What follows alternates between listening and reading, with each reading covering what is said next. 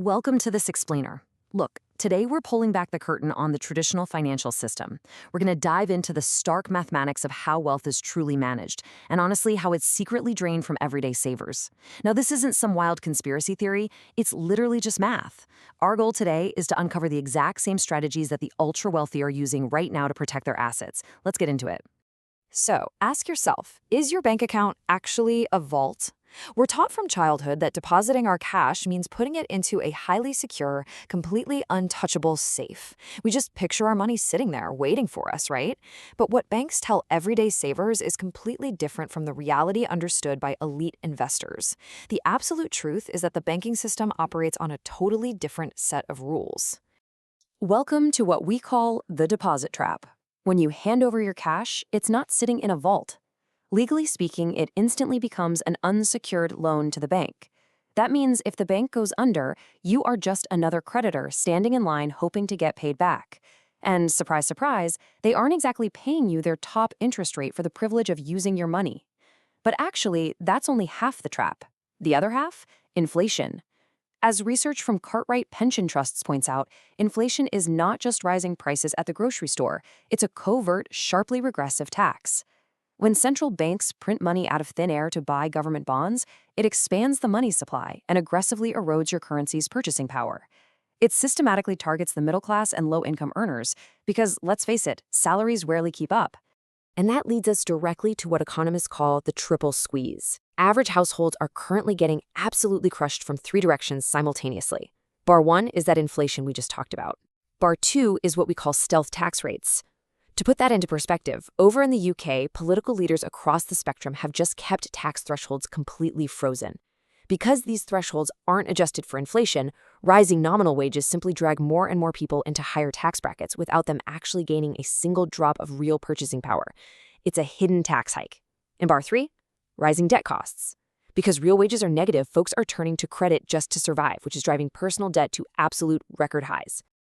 Okay, let's look at exactly how banks capitalize on this through the fractional reserve loop. It's a three-step cycle. Step one, you deposit your cash, thinking it's parked safely. Step two, the bank turns around and immediately lends the vast majority of it out, effectively creating new money out of thin air. And step three, well, this is the kicker. They take those proceeds and invest in what are called anti-bank assets. Yeah, you heard that right. The system actively uses your stationary money to hedge against the very inflation they help create. They multiply their own wealth while leaving your savings completely exposed to the inflation tax. Section 1. The looming threat. The 2026 market reset. Now, systemic traps like this, they don't just continue forever without consequence. Eventually, the pressure builds up, leading to massive historical wealth transfers. When we track these macroeconomic cycles historically, a really clear pattern emerges. Financial strategists look back at the Great Crash of 1929 and the financial crisis of 2008. But according to analysts preparing for a massive global monetary shift right now, the current trajectory of national debt, inflation, and fractional reserve banking is pointing straight toward a projected black swan reset around 2026. The urgency here is that these aren't just your standard market dips. They're structural resets. Wealth doesn't just vanish during these events. It simply transfers to those who are positioned for it. Section 2. Decoding elite wealth mechanics, the buy, borrow, die strategy.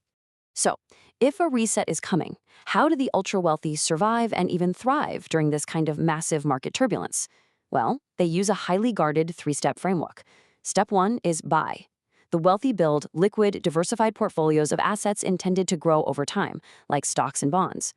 Step 2 is borrow. When they need cash, they absolutely do not sell their assets. Instead, they use a securities-backed line of credit, or an SBLOC. Basically, they borrow against the portfolio.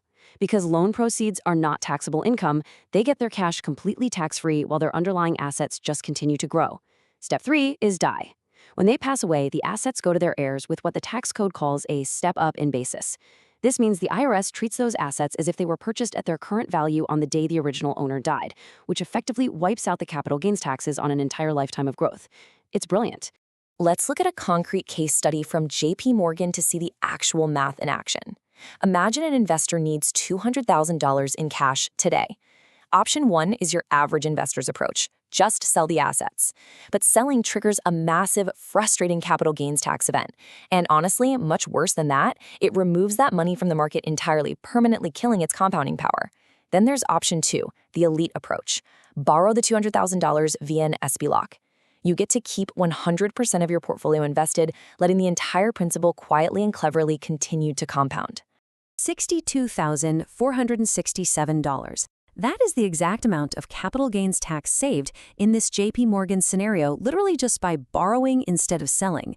Think about that. To net the $200,000 in cash through selling, the average investor actually had to sell over $262,000 worth of their assets. By borrowing, the elite investor shielded that $62,000 from the taxman and kept it working hard in the market. But why is keeping that money in the market so absolutely critical? It all comes down to the 9751 compounding rule.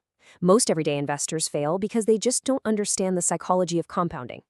As the rule states, the first 5 years of compounding feel incredibly slow. I mean, it almost feels like a complete failure. People get impatient, the financial anxiety sets in, and they just sell. But if you hold on, by year 7, the momentum visibly builds. By year 9, the mathematical growth becomes virtually unstoppable. This is the #1 powerful strategy to survive and conquer the coming reset, taming your emotions and allowing time to do the heavy lifting. Over a 10-year horizon in our scenario, by using the buy, borrow, die strategy, keeping the principal untouched, and letting compounding hit that unstoppable momentum, the portfolio grows tremendously. After paying off the $200,000 loan balance, the investor passes down $1,767,151 to their heirs, and that is completely free of capital gains tax due to that step up in basis. That right there, that is the climax of compounding. Section 3, the exit plan, the sovereign vault solution. So, we've exposed the trap, the hidden inflation tax, and the looming reset.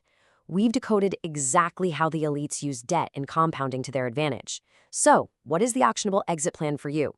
It's a framework known as the sovereign vault strategy. This is specifically designed to help individuals entirely rethink their money in the face of the great financial reset. It relies on 3 pillars. S-E-E. First, sovereignty. Achieving real autonomy and independent financial thinking so you aren't reliant on those traditional banking traps. Second, education. Cutting through all the noise out there to learn actionable, structured strategies in emerging sectors like crypto and AI. And third, empowerment. Transforming that knowledge into the sheer confidence to build lasting, generational wealth, exactly like the elites do. We've seen the data, we've mapped the historical timelines, and we've broken down the exact mathematical strategies used to legally shield wealth. The traditional system is designed from the ground up to keep your capital stationary while inflation just drains it away. The window of opportunity to build a liquid, compounding portfolio and establish your financial sovereignty is closing fast. So I'll leave you with this. When the 2026 reset hits, which side of the wealth transfer will you be on?